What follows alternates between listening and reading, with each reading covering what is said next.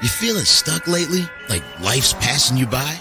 Get to know M.A.Y.A. Acronym My Ambition, Your Ambition. Reconnect with your dreams, your goals, your ambitions. Find your motivation and start to live the life you desire. Explore the M.A.Y.A, My Ambition, Your Ambition podcast at M.A.Y.A.com.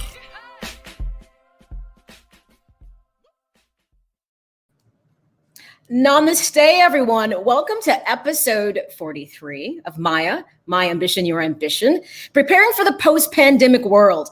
I'm excited because I have a guest coming on who I am a big fan of. And I met him purely by chance when I used to work at WVON 1690, and they plopped him on my show as a guest. Hey, like I said, you're going to interview this guy, Dr. Solomon Liburd. And I'm like, who? Only to come to find out he's this amazing health and wellness advocate and guru. And I love following him. He's energetic. And to me, he's exactly the kind of person who needs to talk to you about, one, right now you're still in the pandemic, but we're about to roll into a post-pandemic world. And I want to make sure everybody is prepared as best as they can be. With that being said, thank you for tuning in to my show. I like to always say, I think I'm fresh and forward thinking about the most unsexiest topic you could have, which is mental wellness. People only care about mental wellness when it goes astray. If you're tuning into M.A.Y.A, you know by now, when you prepare for something better, then you tend to perform better when situations arise. Here, we work on those life domains of emotional, mental, physical, spiritual, financial, professional, even now social. I've added those realms into the conversation because mental wellness is this thread that binds everything together. And I always tell people it's about semantics because mental wellness is not mental illness. And I think that's why sometimes people get a little taken aback. But if you've been tuning in by now, you know better. So if you are a first-time viewer or listener, welcome aboard. As I always say, buckle up for safety, because the ride could get bumpy, because I might say something that might jar something. You'll say, wow, I never really thought about that. If you're a returning listener or viewer, then it's business as usual. You should know by now. I'll always say, hey, maybe grab a pen and paper, jot down something that might pop up in your head, grab your beverage of choice, water. I'm doing a lemon ginger turmeric tea because my old bones are killing me from working out. It's catching up with me along with some of that extra fat I'm carrying. It ain't working. So my workouts are kind of taxing. So I'm drinking healthy. I'm also drinking water, trying to detox more. But hey, it's 5 o'clock somewhere. If you want to have a glass of wine, so be it. It's up to you. We have listeners that listen from Israel, Canada, Morocco, everywhere around the world. So whenever people tune in, I'm like, you know what, just get comfortable, find that space so we can dive into 60 minutes. That's all about you. So of course you should know by now, we do our housekeeping stuff. You can listen to M.A.Y.A at M.A.Y.A.com. You can also subscribe to my YouTube channel, M.A.Y.A. Kai. Just scroll down, you'll see all this Japanese anime, and boom, you'll find me. Of course, you can always find my episodes on your favorite platform of choice: iTunes, Apple Podcasts, Google, iHeartRadio, Amazon Audible. So many different ways that you can actually listen to the podcast. And of course, hopefully by now you're getting social with me. You're following me on M.A.Y.A_Kai Instagram, Facebook, M.A.Y.A Kai Presents. And of course, if you want to join the conversation, remember, all you have to do is weigh in on a comment and I can share it on the screen so other listeners and viewers can hear what you have to say about, maybe I'll say something that jars a thought for you. All right, let's jump into episode 43, preparing for the post-pandemic world. And the more I talk about this, I'm seeing more things on TV that are really trying to prepare people. And like I said, my guest about to come on, Dr. Solomon Liburd, who, you know what?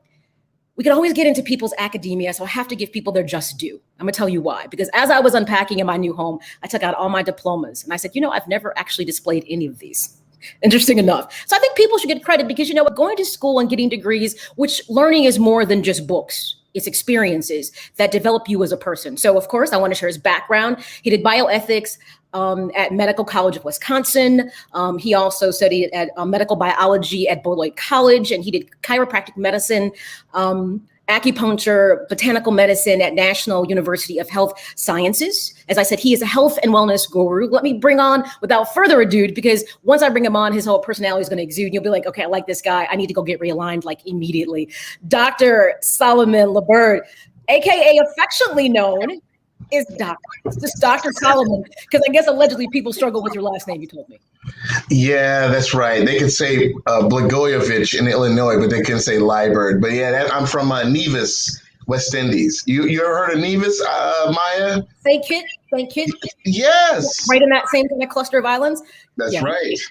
Yes. Wow. So birthplace of Alexander Hamilton. I'm Americanized. I'm first generation American, but up until I was 6 years old, I went back and forth. But I'm a farm boy from down in Rockford, Illinois. Oh, wow. By way of St. Kitts Nevis. So I got my West Indian culture and I got my American culture clashing combined to make me who I am today. But I'd like to believe that that background probably makes you unique at what you do, because we know that I often find that people who come from, like, let's say, either Eastern cultures or West Indies, there's a more indigenous feel to how they approach things in regards to health and wellness and things of that nature. Even familiar culture tends to be a bit different. So I like to believe that that background for you, even if you are from Rockford, go figure. I would have never guessed. I would have pegged you Chicago first and not Rockford. No. Rockford, my dad owned a 14-acre farm. Oh, wow. And he was the only person of color that had that much property who was into farming in the Midwest in that Rockford, Freeport area. So he brought all of his. So in the Caribbean, you're either in tourism and banking, fishing, or agriculture. And our family lineage was agriculture farmers. So I never caught a fish before. I am a good entertaining host, and I believe that the customers are always right. But my heart is my brown thumbs and my ability to connect with nature and understand that every plant has healing properties. You know, it's interesting because when you talk about agriculture, the idea of a black farmer is kind of like as distant to people as a black cowboy. But if you know the history, cowboys originally were actually black men. The story comes from that. Cowboy, the word boy, was a reference. It's really interesting. So agriculture within itself, which means the holistic part for you, is natural. It was always kind of in the scope of what you learned and how you lived. So if I can be vulnerable for a minute, I had some negative views about my father because he wasn't I'm 45. So during the 90s, I'm a teenager, and the other guys, their dads, whether they white or black, they worked for like Chrysler and Ford, and their income weekly and daily and yearly was way more than my father's. And I kind of held that against him a little bit, but he didn't really value material things. They were driving like Jaguars and Honda Accords, and I would see that they would have, blood pressure issues and problems. I really wasn't in tune. I was just looking at, man, those guys have money and they're buying Nikes and they're buying shoes. Here's my dad with his straw hat on, and I'm working with him in the garden, and we don't get paid for doing this. But it dawned on me after I got to be an adult and watching him, and I was in school and I was learning these remedies. And I was like, wait a minute, my dad taught me that when I was 3. My dad knew how to go in the backyard and put lime with honey, and we never took medication. I didn't take one prescription drug my entire life. And my dad knew how to go outside and smell a leaf and put it in and know to take this dandelion and make tea from it. And he was laughed at. And I would laugh at him. And then I realized, wait, this is a self-sufficient. Man, I learned so much from being in that garden. We left that farm and we went consignment farm with other Caucasians in the Rockford area. I didn't experience any racism there. It was all about human beings surviving off the land. And we have more in common. My black father from the West Indies had more in common with the white farmers than he had in common with other civil rights activists. It was just a very interesting dynamic. So I learned the things I do in clinic when I treated my patients, the knowledge that I understand that my dad gave me, I had to really ask for forgiveness to myself for for kind of shunning my dad's old ways and how he really wasn't all into, he didn't make $100,000 a year, but it made up so much more. Like I was with my dad all the time. We were entrepreneurs. Yes. We did start selling our produce, and he used manure from other animals on our farm to provide the fertilizer for our plants. I've eaten every vegetable in the Western Hemisphere, and I think I like every one of them. I do have a shellfish allergy, but I'm talking about eggplant to broccoli to. And is it just me, Maya, or Is arugula really like dandelions?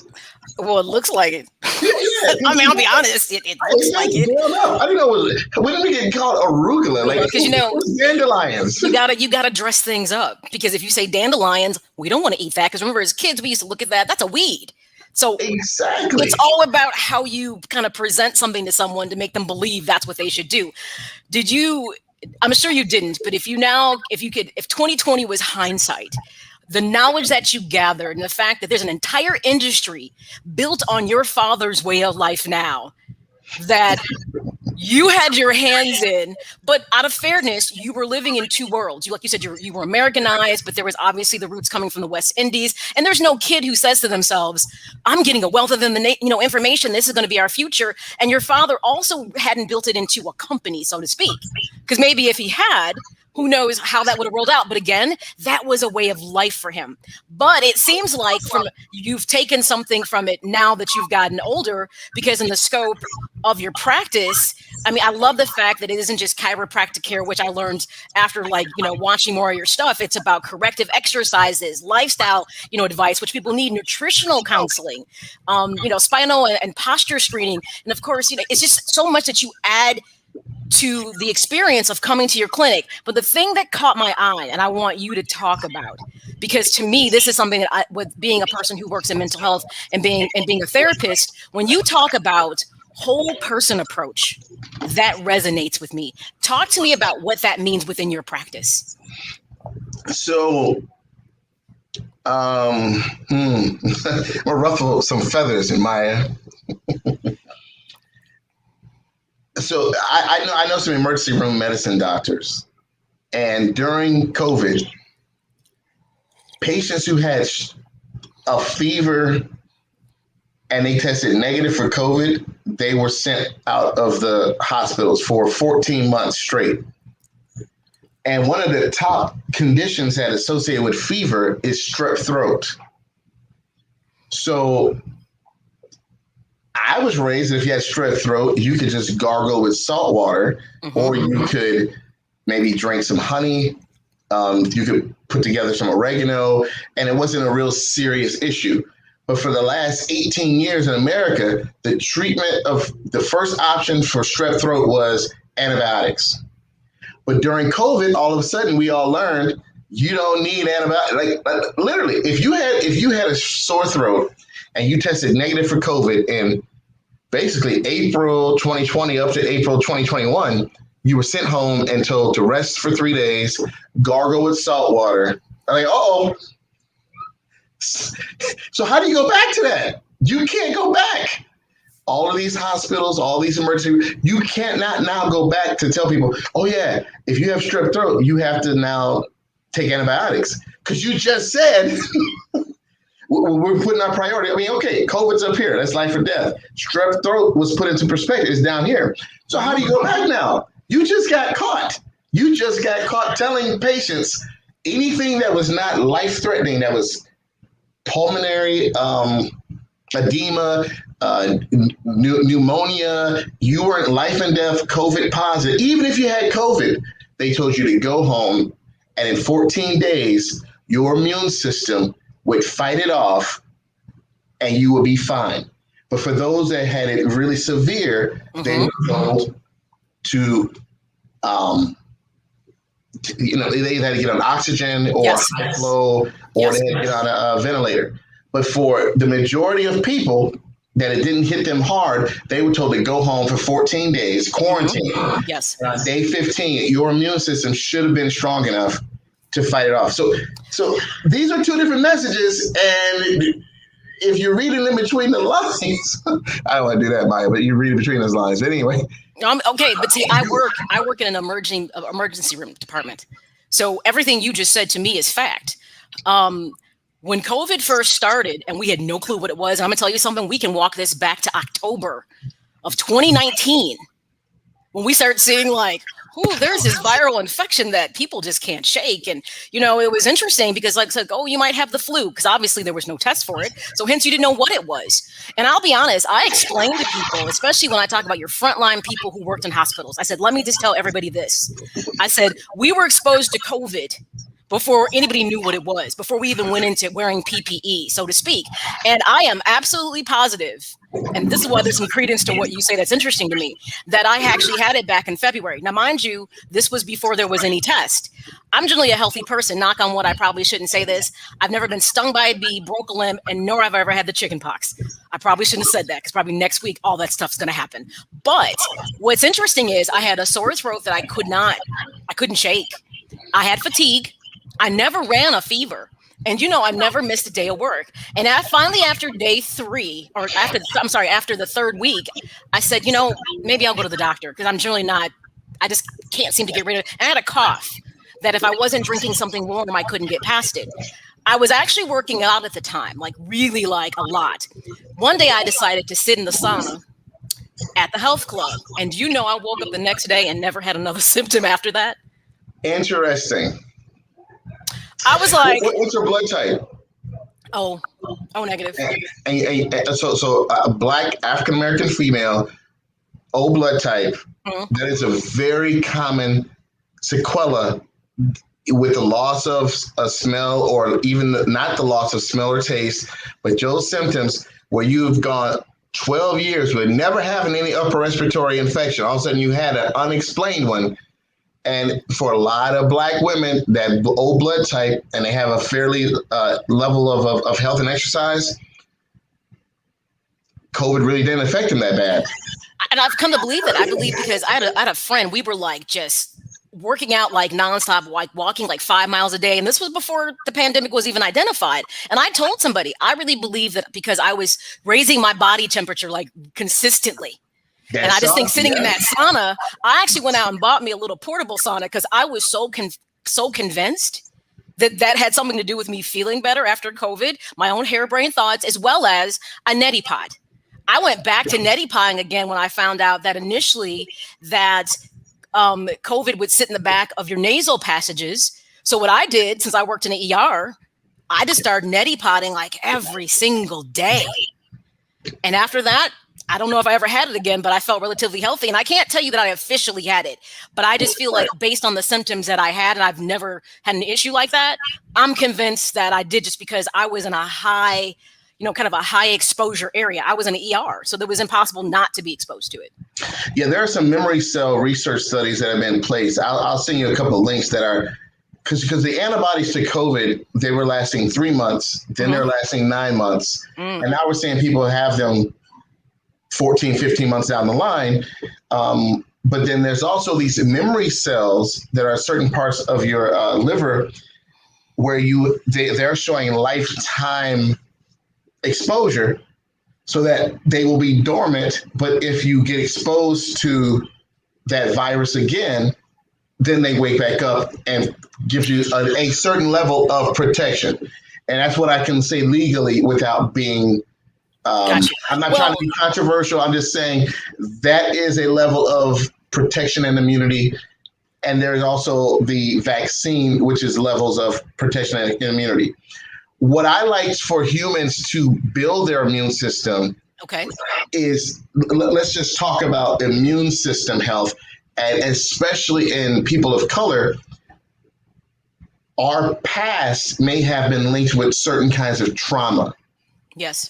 Stress is good to a certain level, but trauma actually can make you less intelligent, less healthy. You can't pass certain tests because when the trigger is there for the trauma, we retort to some lesser of ourselves. We're a lesser version of ourselves. We don't talk right. We don't communicate right. You see this in people who are sleep deprived. And there's a lot of Americans that are doing repetitive things to decrease their immune system and decrease their level of awareness and alertness. So we see it in certain cultures or certain ethnic groups in the country, we get hit harder. I mean, if you're eating salmon and salad, and in another community eating rib tips and fried potatoes, get your number 3, right? It's affecting your response to cancer, your immune system response, and it should be pretty clear that everybody in America needs to be focused on their immune system. And I don't see that equally being talked about. I only hear there's only a pharmaceutical intervention that's the only answer, when clearly that's not the only answer. So and I'm glad you said that, because one of the things I've talked about in previous episodes is that, like you just said, a certain amount of stress is healthy. But when your body gets to the point where it is under duress, which now we're past stress, it literally begins to manifest, like you just said, manifest itself physically. Like I tell a person, if you constantly have headaches, don't just take that as I always have headaches. Chronic back pain. I said, it's interesting how stress and depression really can manifest itself physically. But when people are used to living under the gun, they come to accept things that they should not, as being, this is the way that it is, opposed to, this is not healthy living, and diet is a big part of it. Can I just tell you that most people really struggled during the pandemic? I did relatively well, even though I experienced some losses. Do you know I saved money, paid off bills, and lost weight? The minute the world slightly opened, I didn't make any more bills, but I swear I put back on more weight. And I was like, how did that just happen? I said, I just spent the last 12 months, like, I was working out, I was eating healthy. And just because all of a sudden now I can go have pad thai, no, I'm doing it more than I should. It's interesting how I had a whole shift in behavior, but when my lifestyle was totally modified, I saw it as an advantage to do certain things and did great at it. So one of the things I want to talk to you about is, what would you tell somebody who, if they struggled during the pandemic, what are some of the things you can suggest from a health and wellness standpoint that can help them to make adjustments moving into a post-pandemic world? Okay, so I'm going to list a couple things for men, women, and then for children, so for parents. But you won't really appreciate what I'm going to say unless you can understand where I'm coming from. So I want to put a book out here. It's called Extreme Ownership. And it says how U.S. Navy SEALs lead and win. And this author, it's on Amazon. There's a whole science dealing with this concept. And do I see his name on here? But I think it's the only book like that. Two authors, Joko Willink and Leif Bobbin. But Extreme Ownership, and it has this trident of probably, well, what if you know what the trident is? It's Extreme Ownership, how U.S. Navy SEALs lead and win. Okay, so having said that, what you don't know will hurt you. So let me say that again. What you don't know will hurt you. Now, we got to, if our people in America and certain groups want to play victims, that's fine, but there's another way to accept ownership of things. I remember I went to a restaurant and I was getting ready to order the filet mignon when I was like 25 years old. I had sat there and I observed this was a different setting for me. And this gentleman to my left, who was on the scholarship committee at the school I just graduated from, he had 2 forks. And I'm noticing too, like before I order my filet mignon, this guy in this restaurant is really wasteful because they're giving you 2 forks when you eat. And like, man, why wouldn't they give you 1 fork? Why do you need 2 forks? I didn't know. Before I opened my mouth, I observed they were using that fork for salad. Mm-hmm. And then using the other fork to cut the vegetables and the meat. And he even brought out another knife for the gentleman that ordered the filet mignon, which he pronounced filet mignon.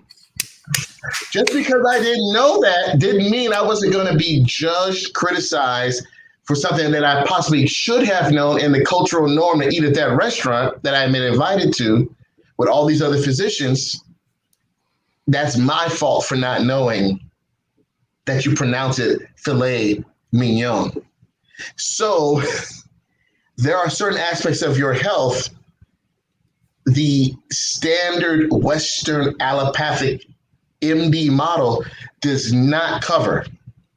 And there's too many people in our society who are either they've been lullabied to sleep or, oh, nobody ever told me that. Well, you got to look it up. And unless you understand, I'm coming from a place of extreme ownership. If we have a flood today and we have a crazy storm that happens out in Chicago, and I lose $15,000 worth of, items. I lose my whole refrigerator, my 3 children, my wife, they're dependent on me. That's not an act of nature. That's my fault because I did not buy the generator to keep my deep freezer and my freezer going and the sump pump to pump the water out. And then I cry, I need help, and I need a GoFundMe account. That's fine. And I'm not saying there's instances where that happens, but we're losing this concept as my father was self-sufficient. He was so self-sufficient.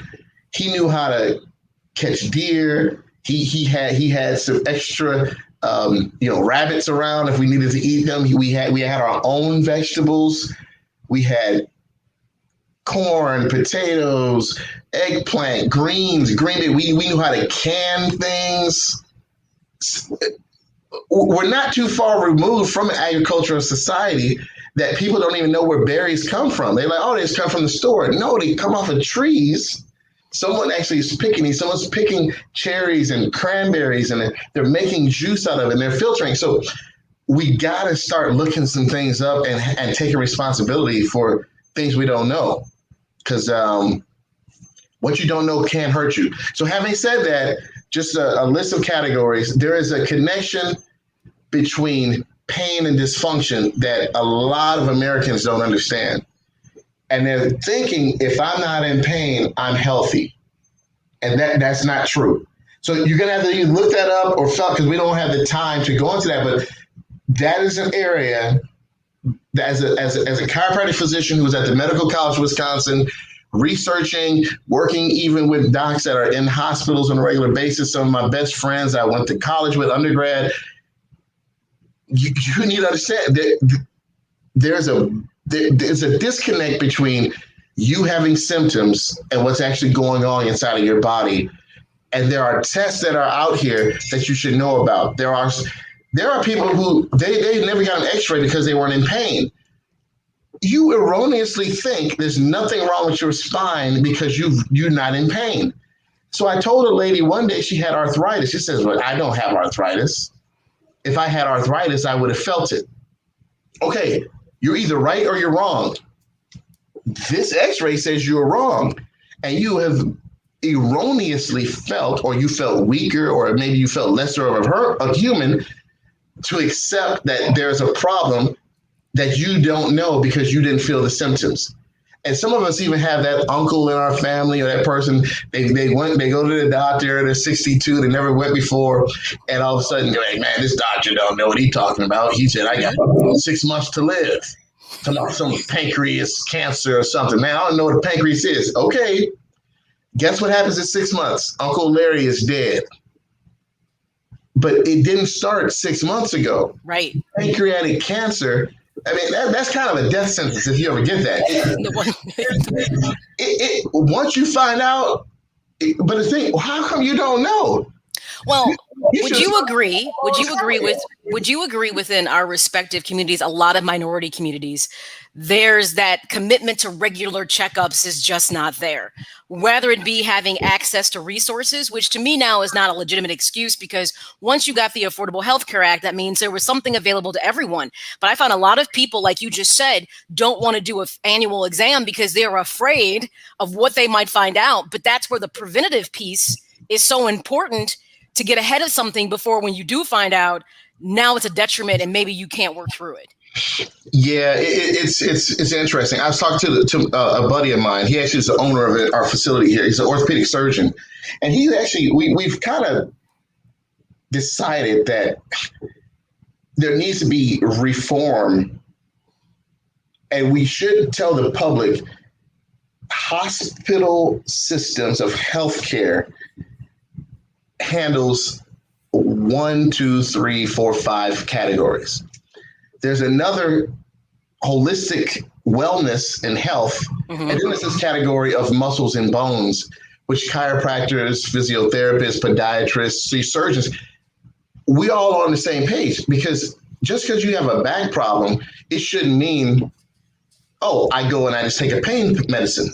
No, that's wrong. But certain patients don't want to admit they have these problems, and certain MDs don't want to admit they don't know anything about neck, spine, and musculoskeletal issues. Because if you admit that out of the old paradigm, then it lessens your credibility.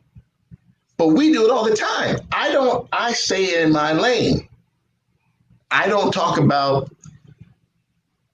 certain things. I wouldn't dare talk about Black women's hair care. I know a little bit about edges, Maya. Okay. but why would I be silly enough to, like, I'm not discredited when I stay in my lane and I refer out for people that understand the shafts of their hair. And I call things shampooing. You're not supposed to say shampoo. Or washing your hair. It's supposed to be shampooed. But I'm going to list a couple other things. C-reactive protein, vitamin D3 levels. And if you would just give me 1 minute to just check, because I am actually in practice, I'm going to come right back and finish up a list. But let me just check outside. You go right ahead. Okay. You go right ahead.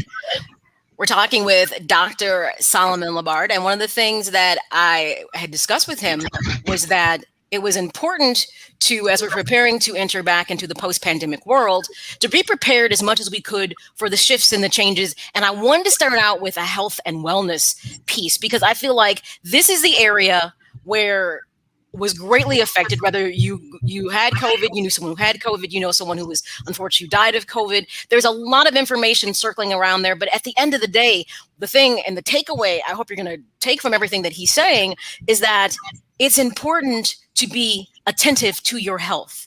It's important to be attentive to your mental wellness, but we'll get to that on the second half or the back end of the show. But one of the things I felt was important was that, as the world opens back up, and slightly it's been happening as we've been going through phases through Illinois as well as other states, more food places are open so people can dine out. And here's the thing, it's great to be able to get that social aspect of dining out, but I would throw that back out to you to say, but when you're dining out, how is that affecting your physical health? Is that getting you off track on your diet? Was that one of your issues in the first place? Also, are you putting a whole lot of money? And by the way, everyone has noted the price of everything in the known world has increased because of COVID. So I would then say to you that it's important to understand that doing an assessment of what was going on with you during the pandemic. But remember, I talked about it's important to know where were you before the pandemic, truth be told. But if we're going to enter into a post-pandemic world, which will have some new norms, and there'll be some things that'll be exactly the same, I think it's important for you to go in with your eyes wide open so you can understand how you can thrive if you just spent the last 12, 14 months surviving or struggling. The goal here at M.A.Y.A, My Ambition, Your Ambition, is to help you to get to a point where you emotionally, mentally, physically, spiritually, financially, professionally, and socially thrive. But it means you have to have a game plan of what your approach is going to be. So like I said, I wanted to start with Dr. Solomon Liburd so we could talk a bit about, that health component. So, like you just said, not knowing is not enough. You have to seek out information, and that's important. To decide to stay back in a certain position because you don't know is not acceptable, because information's at our fingertips all the time. And especially with health and wellness, I will say this though, it's easy to get a lot of information about health and wellness online. There's WebMD, you can Google anything and get a wealth of information. And I know people who have come back and said, well, I believe that I have this, or I believe that I have that because they read something online. That's not the healthy approach. And the reason I brought him on is you want to get trained professionals in your corner. So one, hopefully you're a person who's doing annual exams. And if you're not, shame on you. You need to start doing that. And one of the things he was talking about before he had to step away, I appreciate he's taking time out of his day because he would be in practice to chat with me about this, is that when I do my annual exam every year, I get a full blood test done, panels of tests that cover everything from potassium, magnesium, D3, you name it. I mean, it's a list of things they look for to see where your levels are. Because believe it or not, If you have, like, for instance, thyroid's another big thing. A lot of people don't realize that maybe they're struggling with mood shifts, often weight gain, sometimes awful, and men are going to cringe when I say this, erectile dysfunction can actually be tied to your TSH level, your thyroid hormone, being low. And I had a person who was struggling with some different physical things like weight gain, mood swings, because mood can be part of it. And I said, hey, do me a favor. Next time you do your doctor's visit, I said, when you go and talk to your doctor, which had been his doctor for like 20 plus years, I said, do you guys actually do blood work? And he said, well, no, we just kind of do basic stuff. We talk about how I've been feeling, any concerns or problems, basic stuff. Obviously things like, prostate and things like that are checked, but they actually weren't doing a full battery of tests. And I said, well, do me a favor. Your next exam, or I would say, because you've had these issues that have been going on for a while, and besides using pharmaceuticals to like maybe fix things like blood pressure and things of that nature, ask him to do a full panel of tests. And I gave him a list of all the different types of exams or labs that are done respectively for me. I'm like, but you're male, so some of these are probably not going to be as important. Interesting enough, when he called the doctor back and made an appointment because it was 6 months prior and he felt some things weren't changing, he came back to say to me, I can't believe that you were right. He's like, my thyroid was bottomed out. He's like, I was less than 0. And so he started a thyroid medication. And then within several weeks, he saw a shift, obviously, in his mood improvement. He wasn't as fatigued, as well as the weight gain he was struggling with. He dropped a number of pounds without even really trying. And he was a person who ate relatively well and worked out faithfully. So I was like, for you to be struggling with weight gain doesn't make a lot of sense because you're relatively a healthy person. So even when you're healthy doesn't mean you still can't have some underlying issues that might be a problem. With that being said, everybody, let's take a quick break. We'll wait for Dr. Solomon to come back and we'll kind of wrap up his section and we'll get on the back end of the show with some things that I want you to keep in mind as we're working through the pandemic. You're tuned into M.A.Y.A, My Ambition, Your Ambition. Sit tight. I will be right back. Right now, the COVID-19 vaccines are available to millions of Americans, and soon they will be available to everyone. This vaccine means hope. It will protect you and those you love from this dangerous and deadly disease. I want to go back to work and I want to be able to move around. To visit with Michelle's mom, to hug her and see her on her birthday. You know what I'm really looking forward to is going to opening day in Texas Ranger Stadium with a full stadium. We've lost enough people and we've suffered enough damage. In order to get rid of this pandemic, it's important for our fellow citizens to get vaccinated. I'm getting vaccinated because we want this pandemic to end as soon as possible. So we urge you to get vaccinated when it's available to you. So roll up your sleeve and do your part. This is our shot. Now it's up to you. I can't breathe. I have migraines, numbness, weight loss. I live with it every day. The illness that I'm suffering from is an anxiety disorder, and it deserves to be treated like any other illness. But it's not.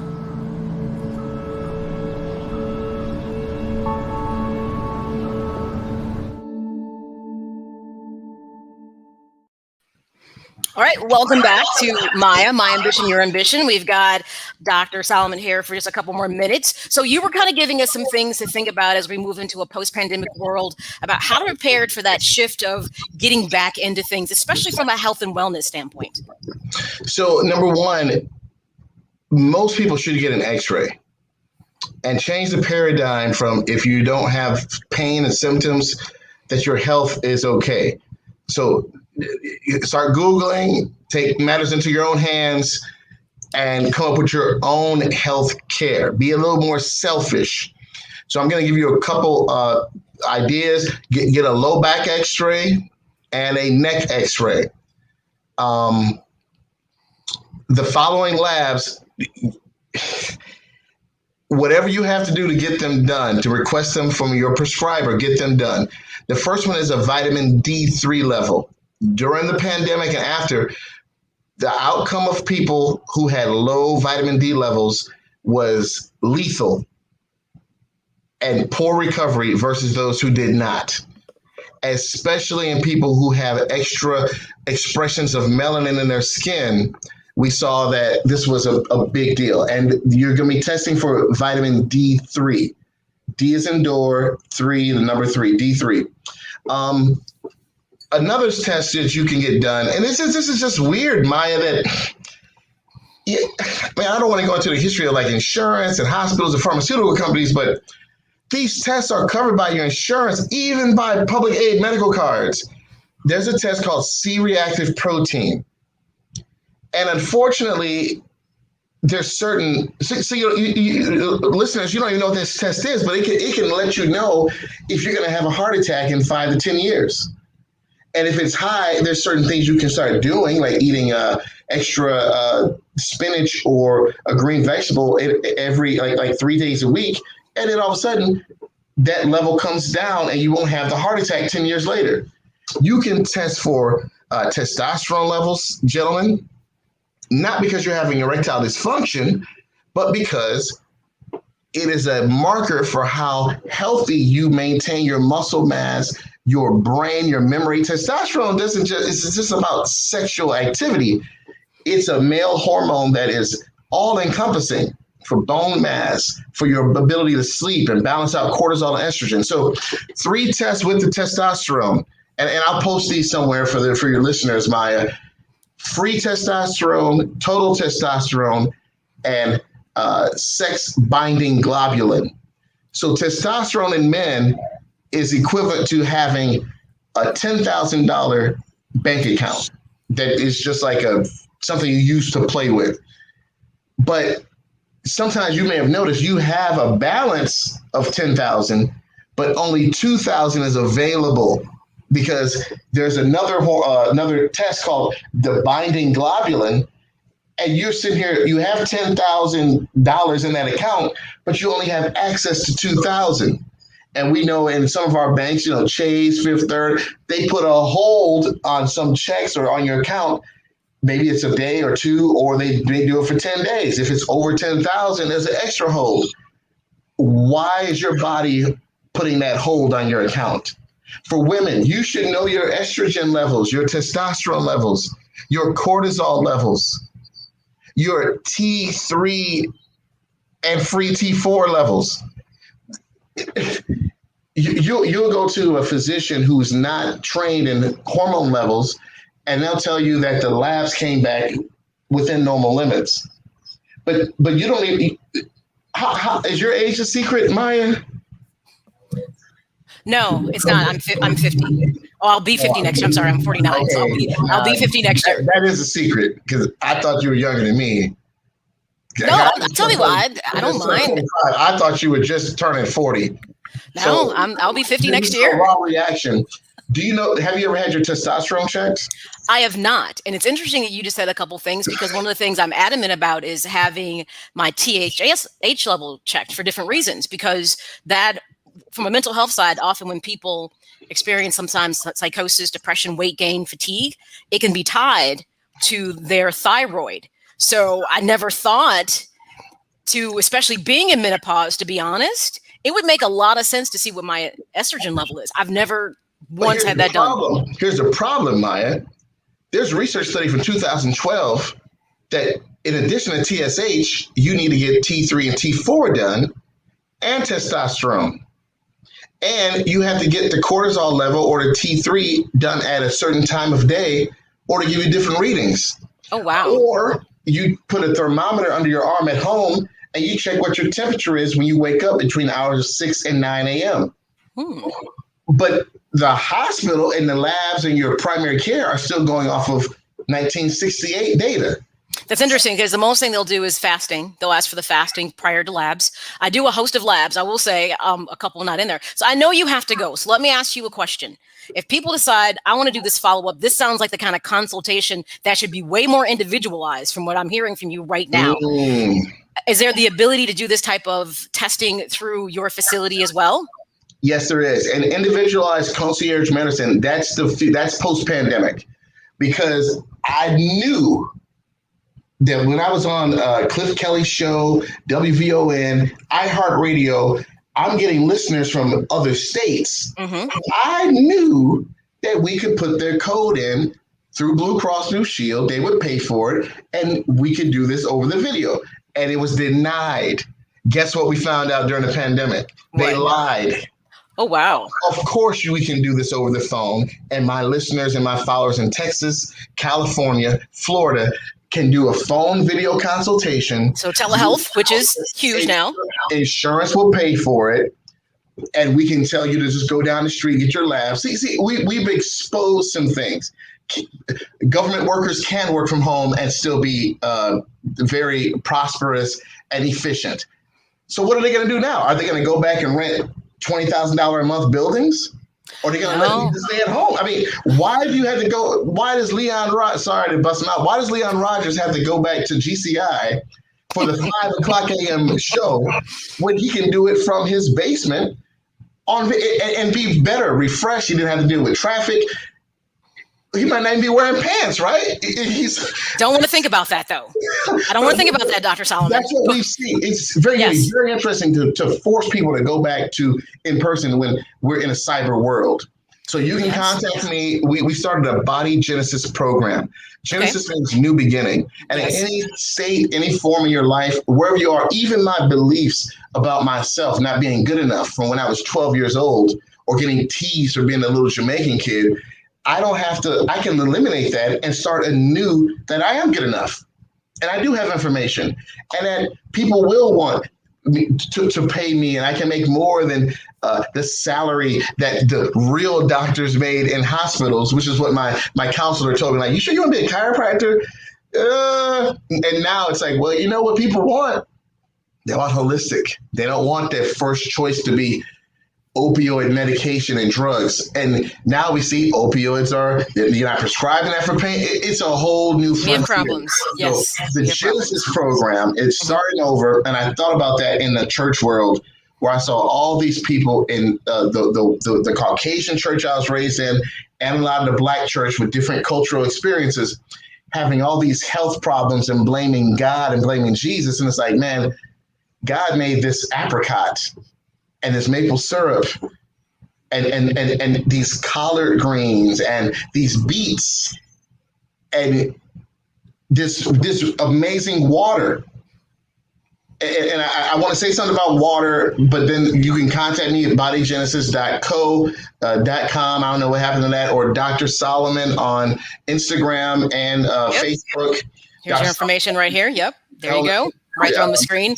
You can call. Mm-hmm. I'm in one of there's the phone number. I'm in the first Black urgent care center that is Black owned in Chicago. And Chicago has one of the largest populations of African Americans, and we never had our own urgent care center.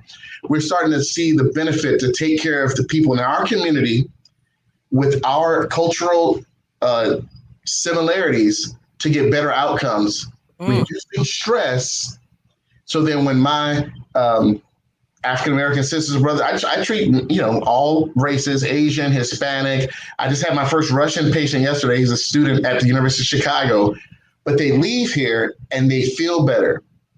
They're less stressed and they're not doped up on these opioid medications. That's a better husband. That's a better librarian. Now you go to the library and she's having a great day or he having a great day. What happened? Oh, I got my adjustment today. I got a massage at this Black-owned facility, and it smelled like red velvet cupcakes. And they oh, Jesus, really? Well, now you get better service. Mm-hmm. Your dates are better. When you go out on a date and the guy just came from my office, man, you're feeling like Princess Akai, right? Okay. What if we do this to 10 people a day? Now our community is better. Now you can think better. You're not walking out getting a boot on your car. Your electric bill isn't. It's just 10 people a day, different sectors of the community. People start acting nicer and they're better. And they're not, you feel like a Grinch when your low back is out of alignment from sitting 15 months working from home on we're not gonna say a work desk. You're working from home on your dining room table. With not the appropriate chair and all that kind of stuff. Absolutely. So exactly. There's a lot of things go through there, but we got to take extreme ownership We got to look at, can I drink Pepsi for 30 years or Coke, or can I drink water? And if humans are supposed to drink water out of rivers, the top nutrients that are in river water, just to close this out, because I'm dealing with this with my son, is calcium, sodium, magnesium, chloride, bicarbonate, and sulfate. And sulfates can be negative, but we filter the water out so much, there's nothing left in it. So we're not drinking spring water or certain Fiji or from other countries. We're drinking just regular plain water with no electrolytes, no nutrients in it. We have to add back the nutrients. This might be backwards. This is just a potassium from Walgreens. I take potassium. I take magnesium. I do all that stuff. You Yes. have to. Yes. Because you're not, the water, it's clean, but it's too clean. There's nothing in it. So we have kids that are falling out. We have athletes. Man, the sports started back. All these calves, hamstrings are getting problems. Parents, you got to monitor your children's sleep. I don't let my kids sleep with a pillow. I make sure they get their omega-3s, and I have to watch my son to make sure he's putting these drops in his water, or even like he doesn't like the cucumber water. He doesn't like right.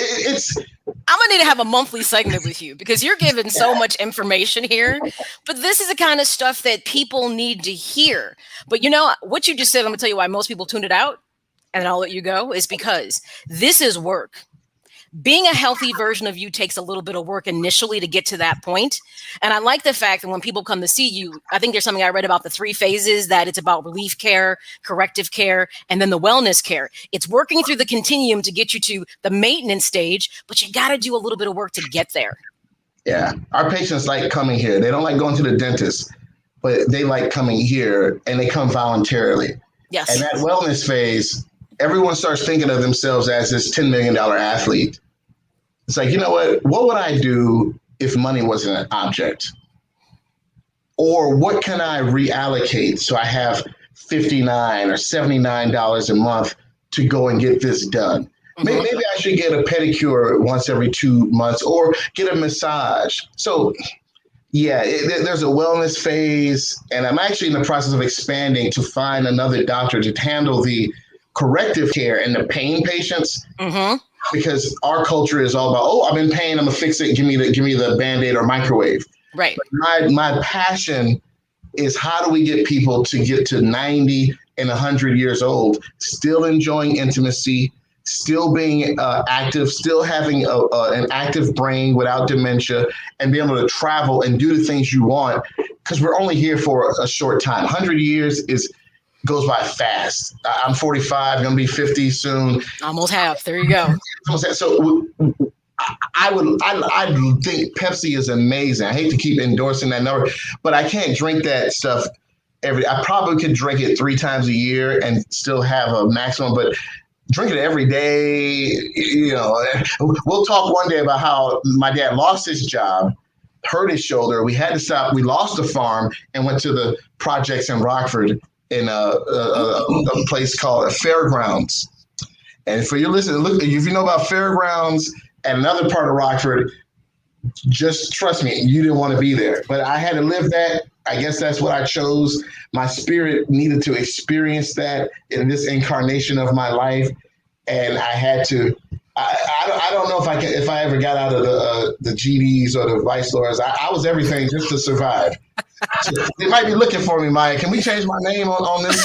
Too late. We've already put you out there, but you can feel safe that I'm pretty sure I don't attract those type of people. Okay, at least I haven't. So I think you're all right. All right. Thank you for coming on. We're going to definitely have you back, because I see so many more topics that we can talk about. And this is information that people need to hear about, because mental wellness is tied into everything you just said.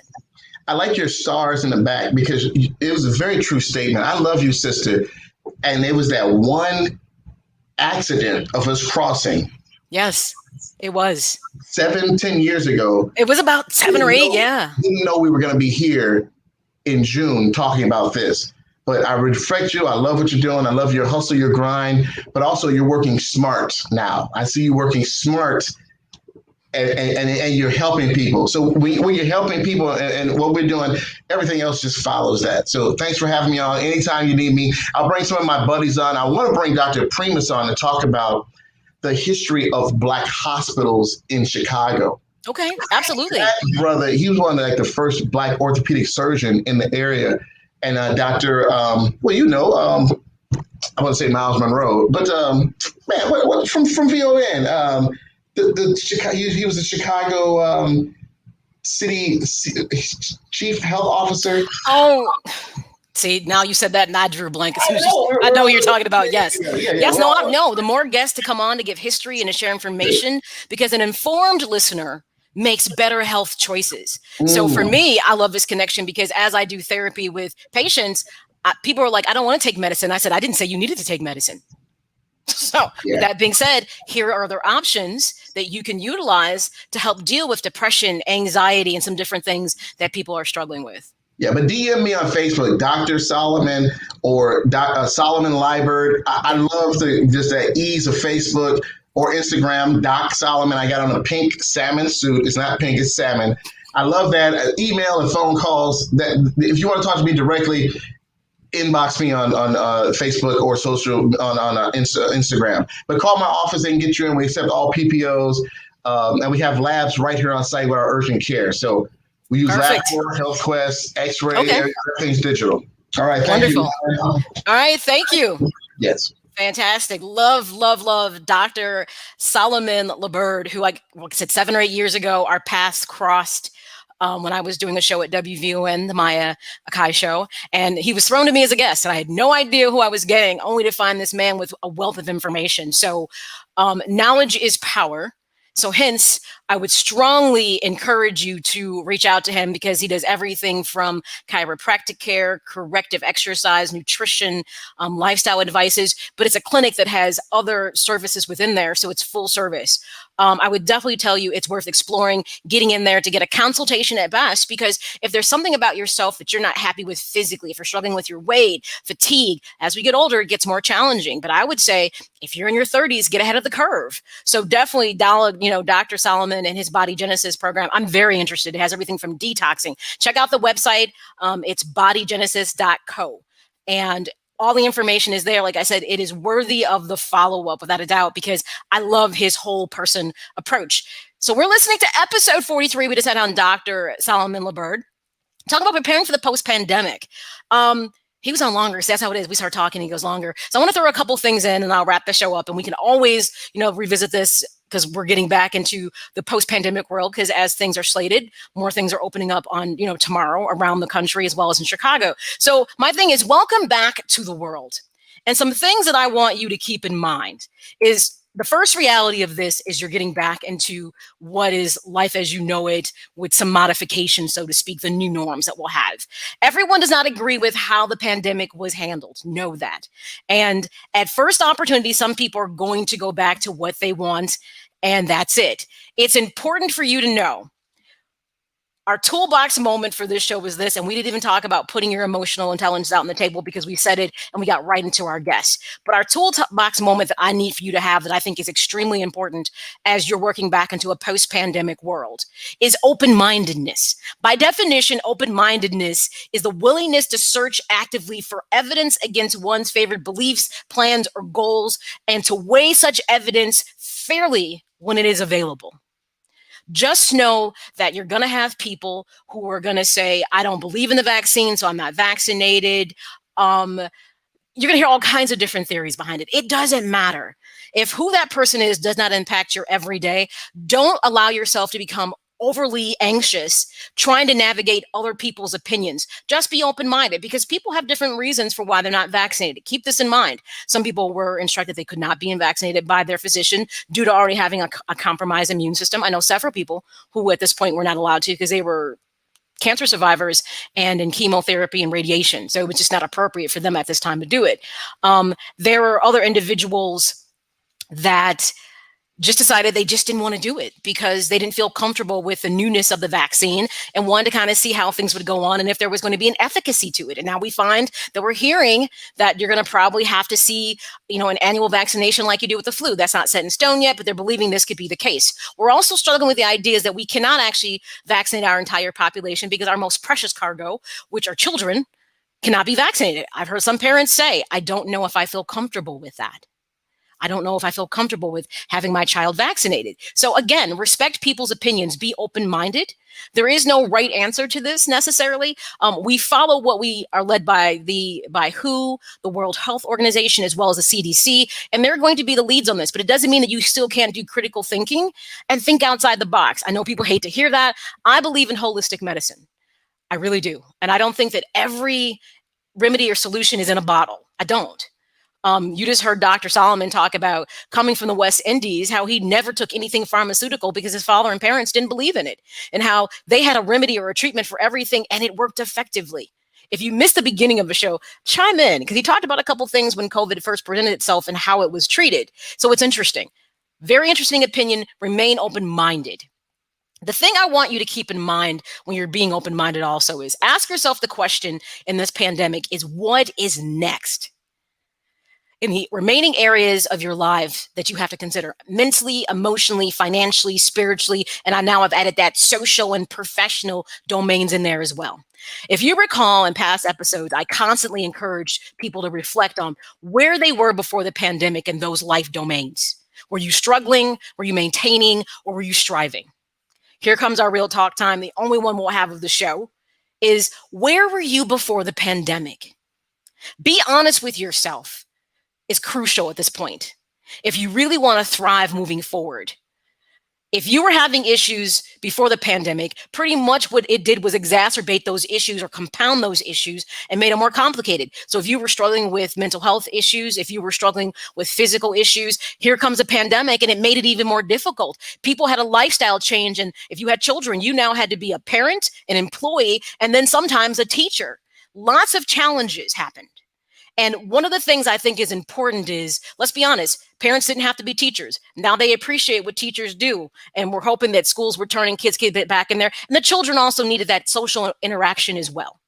But as you move back into a post-pandemic world, and some things will shift back to hopefully we'll get kids fully back into school, ask yourself emotionally, mentally, financially, professionally, Dr. Solomon said it. Some businesses may not return to having a brick and mortar place of business because they found they could get people to work from home and save more money on the bottom line. So if you become a person who's going to be working from home, here's the thing, that can seem like a great idea, but it also can be very overwhelming because your home's supposed to be your sanctuary. You had also people who struggled, who were living in apartments. They're like, oh, I wish I had a house during the pandemic because there'd be more space. So now you may have new goals. This is the time to ask yourself, where was I before the pandemic?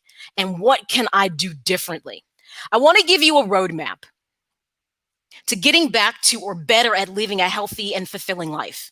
These are some basic things, some tenets I would tell you to start reflecting on as we move into this post-pandemic world. 1, I want you to set and maintain a routine at home. That's base.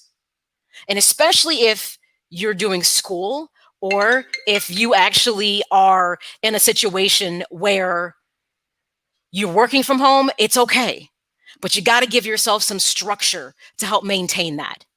2, focus on things you can control. Finances, health, things that you can really step into and take some ownership of. Parenting, these are things that are within your scope. Evaluate how you feel you performed in our different domains we work on and find areas where you might like to improve. 3, use technology wisely to maintain social connections with the world, but consider some downtime.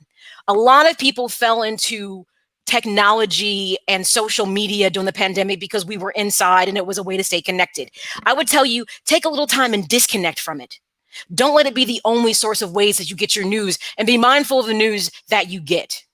4, focus your thoughts on the present and things to be grateful for. You know something? If you made it through the pandemic, maybe you lost people you love and it's hard. There's lots of grief tied to the pandemic. And grief is not only losing someone. Grief can be losing a job, losing relationships. The concept of grief is something that we've scaled down to thinking it's just loss of individuals. People grieve losing very important things in their lives. So I want people to start with, something, I woke up and I'm healthy. I have a job. It may not be the job I want. I got a roof over my head. One of the first things is restructuring and being positive as we move into this post-pandemic world, which again is going to be sensory overload for you. So be mindful. Consume reliable news sources that report facts and avoid media that sensationalizes emotions. That is unnecessary anxiety. Right now, it's vaccinate, not vaccinate. You have to do this. On top of all the other political things that are happening and social things that are happening in our world, we literally are dialed in at a level that most of us, me included, have never been dialed into before. Like I said, I thrived during the pandemic. I paid off bills. I lost weight, and the minute the world slightly opened, I made a shift. I didn't make bills, but I gained weight and stopped really working out like I did. I was like, wait a minute, why did I do so much better when I had restrictions? Because I was really focused on me. I was like, this is me time. And all of a sudden, I got distracted again and went back to some bad habits. I acknowledged that, and now I'm shifting back to me time and the things I learned in that time frame. So be mindful of how you consume information. All information does not need to be consumed on a regular basis. Lean on your personal beliefs and faith for support. Know your core values. I can't tell you how much and how important that really is. Keeping people and things in your space that align and make you more congruent. Hopefully you heard episode 42 about the many facets of you, those selves. It's so important. And 7, focus on the positive. Acknowledge and appreciate what others are doing to help you and your community. And maybe, you know what, you may donate, volunteer, because when we kind of get into that altruism, we tend to feel better about ourselves. And as the world reopens, why not reconnect in ways that are healthy? Because there are more people in need now than there might have ever been. And if you have a small resource, even if it's time to walk a dog, donate to a food pantry, work at a food pantry, donate clothes out your closet you didn't wear, it can make a difference in someone's life. And when you make a difference, whether it's one person at a time, you'd be amazing how it feels when you accomplish those things. Final thoughts, as our show ran over a little bit, but I think it was fully worth it. A whole maybe 7 or 8 minutes. Podcast threads. In episode 42, Who Are You? Which is the many facets of you. If you find yourself searching for yourself more often than not, then who I am is not the thing that you're getting. I want you, if you didn't take the time during the pandemic, which could have been you time, but we were grossly distracted, to create a little you time and ask yourself, I was maintaining, but I want to thrive. I want to get past just being in this moment. I want to get to that best version of me that we work on here at M.A.Y.A. And I want to achieve happiness on a daily basis. I want to be happy with who I am every day. And that doesn't mean fanfare and praise either. It just means being content and happy where you are in your life and not feeling stuck. It's being congruent in who you feel you are and who you project out there. Just know the pandemic, I'll say it again, was you time. And most people miss the moment because it was inconvenient, it was unpleasant, and it was challenging. And people, not all, fell back into negativity and lost the opportunity to really get to the best version of themselves. Because when you challenged, if it doesn't challenge you, it doesn't change you. And this was a challenge. And I grew. And I know lots of other people who did too. Step back and figure out where you were challenged and if you grew. And if not, it's never too late to invest the time in doing so. All right, everybody. Thank you for tuning in to M.A.Y.A, My Ambition, Your Ambition. Remember, you can find past episodes and current episodes of M.A.Y.A at MAYAkai.com. Remember, with every episode, there are podcast companions.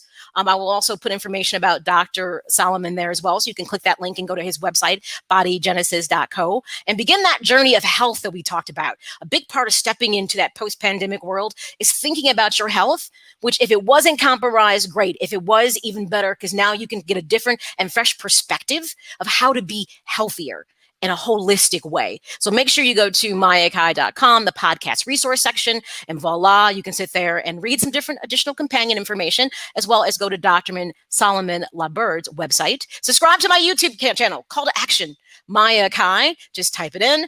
A whole bunch of Japanese anime is going to come up, scroll down, boom. there's me.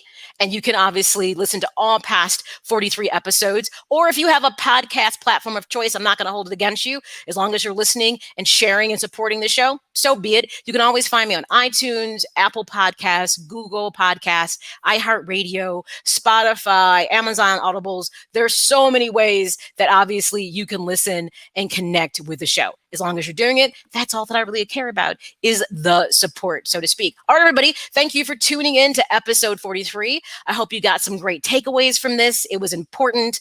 The health component. We'll move into more episodes and dig deeper into the mental part and the emotional part, because I want to really prepare you for working through the pandemic. So as I end my show every time and say, your present is your past and your future is no more. So live every day to the fullest. Everyone, be safe, be well, and stay amazing. See you next week. Whether you're on the go or listening on your cell phone, tablet, or laptop, you can find the show in the iTunes, Google, and iHeartRadio platforms. With all due respect, I believe this is going to be our finest hour. Just search M.A.Y.A, My Ambition, Your Ambition, and get ready to be inspired and motivated to harness your ambition.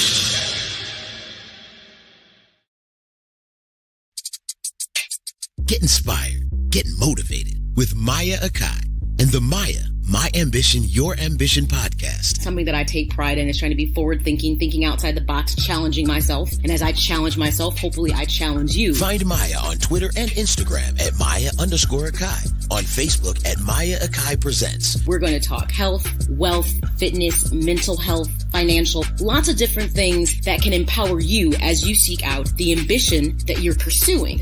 Or get everything M.A.Y.A at M.A.Y.A Akai.com.